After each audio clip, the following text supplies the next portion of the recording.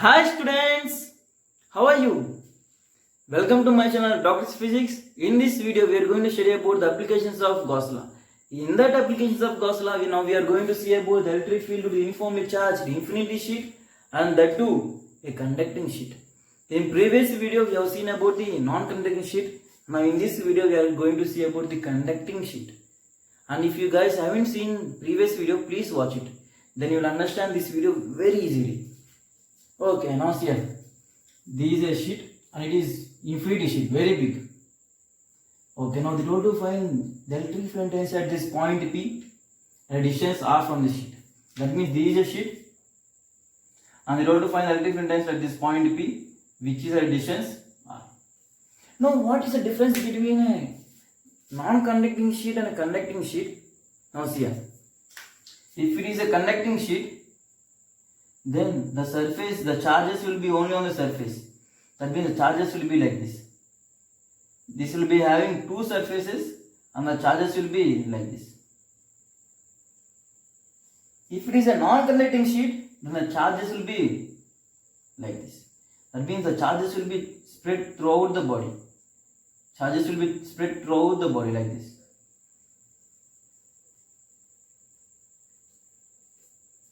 There is a difference between a conducting and non-conducting sheet. Now we are going to find the for a conducting sheet. That means it is having two surfaces, not one surface. It is having two surfaces. Okay. I have to find the electric field at this point P. Therefore, I have to assume a Gaussian surface. Now I am assuming a Gaussian surface. What is a Gaussian surface? A cylindrical shape. Okay. Now I assume a Gaussian surface. Well and good. Everything is good. Now this is a Gaussian surface.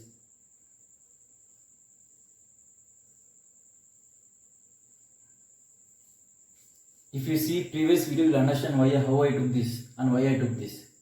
Okay. I took this cylinder as a Gaussian surface. And the Gaussian surface has to always pass through the point where you are going to find the electric field. Now I took a Gaussian surface is that the point P is lying on the Gaussian surface. Okay, everything is good. Now, first of all, I have to find the charge enclosed. What is the charge enclosed? That means charge enclosed is nothing but charge present in this Gaussian surface. This is the Gaussian surface. And what is the charge present in this? Out of this whole big sheet, only this much area is present in this. Only this much area is present inside this Gaussian surface, right? Out of this whole big sheet, only this much area is present, right? Only this much is present in this Gaussian surface. Therefore, what is charge present in this? What is the charge present in this area? I am assuming the base area of the cylinder as A. Here the base area is A. What is charge enclosed? Charge enclosed is nothing but the surface charge density sigma into area. What is area? This area is exactly equal to the base area of the cylinder. Will you guys accept that? This area is exactly equal to the base area of the cylinder. Now I am going to find the charge present in this area. Now what is the charge present? If I multiply the sigma with the area, then I will get the charge present in that. Therefore into area. It is A. No, it is not A. Why it is not A? It is having two surfaces, right? One this side and another one this side. Therefore charge will be in this side as well as charge will be in this side. That means the charge will be double. Therefore I am assuming it as 2A. This is the only difference between a conducting and non-conducting. For a non-conducting sheet, I will take only A. But for a non-conducting sheet, there are two surfaces. Therefore, charges will be on both the surfaces.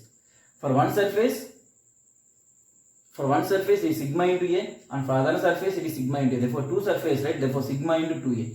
That is a charge enclosed. Please remember, this is only the difference between conducting and non-conducting. If I got the charge enclosed. Now, what is the Gauss formula? Charge enclosed by epsilon naught must be equal to surface integral of E bar dot ds bar. Q enclosed is how much? Sigma into 2A must be equal to how much? Surface integral of E bar dot ds bar is how much? E into what is the ds bar? Already we got this area. This is a Gaussian surface. This is first area. This is second area and this is third area. First area is this base area, second one is this base area, and third one is this cross section area. These are cylinder, these are Gaussian surface. This base area is first surface, this base area is second surface, and this cross section area is the third surface. And the electric field lines always will be in this direction, right? Always electric field lines will be like this. That means the electric field lines are like this. This is E bar. The phi is area vector. The area vector for the surface is in this direction. The area vector is always perpendicular to the surface and it is projected outwards. And for this surface, area vector will be in this direction. And for this surface, area vector will be in this direction. Therefore, what is the area? Here the n cap and the E bar both are same. Therefore, what is the angle between them? The angle between them is 0. Therefore, instead of this, for simplicity, for clarity, E bar dot ds bar plus surface element of second surface E bar dot ds bar plus third surface E bar dot ds bar. For first surface, the angle between them is how much? This is E bar and this is n cap. Both are same direction. The angle is 0. Cos 90, cos 0 is 1. Therefore, the first surface I can write E into, what is the area? The surface integral of this surface is how much? A. For second one, this is n cap, this is n cap, and what is the direction of electric field? Here the direction of electric field is in this direction. Both are same dimension. Therefore, E into A, and this one, that is the cross section area. The n cap and the electric field both are how much? This is electric field, right? How much? The angle is 90. Cos 90 is 0. Therefore, it is 0. Therefore, what I can write? Simply I can write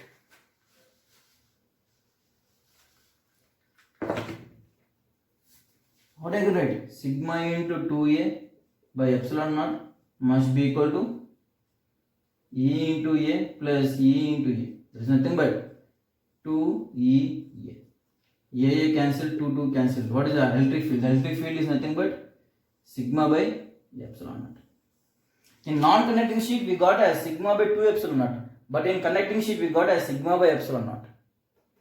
The electric field at a point P, which is the distance R, the electric field is sigma by epsilon naught. Here the electric field also independent of the distance. Wherever the point is, the electric field will be same. Therefore, the electric field due to the infinity sheet, it may be conducting, it may be non-conducting. The electric field is a uniform electric field. I think that is clear. Okay, now see here.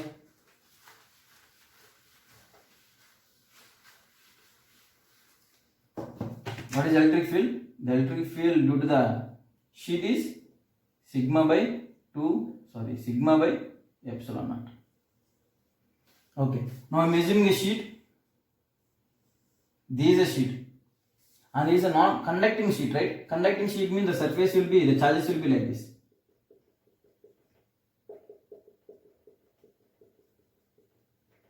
At this point P, what is the electric field? The electric field will be how much? Sigma by epsilon naught I cap. At this point, if I assume this is the point, what is electric field at this point? This is the direction. That is sigma by epsilon naught minus I cap. Now if I assume a point here inside, point P3. Now what is electric field at this point P3? What is electric field at this point P3? What is electric field? Okay, now see how I am going to find. This is a conducting sheet, that means the charge inside is 0. There won't be any charge inside this sheet. The charges will be only on the surface. Now if I am assuming Gaussian surface, this is a Gaussian surface. Now use the Gauss law. Q enclosed by epsilon naught must be equal to surface integral E bar dot ds bar. Now if this is a point P, now what is the charge present in this Gaussian surface? Now the charge present in that Gaussian surface.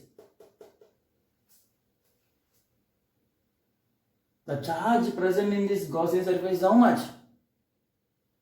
The charge present in this Gaussian surface is 0. Therefore, the charge is 0. If the charge is 0, what is electric field? Q enclosed is 0. Therefore, the electric field is 0. That means, wherever be the point inside the conductor, the electric field is 0. I think this is clear. Wherever be the point inside the conducting sheet, the electric field is 0.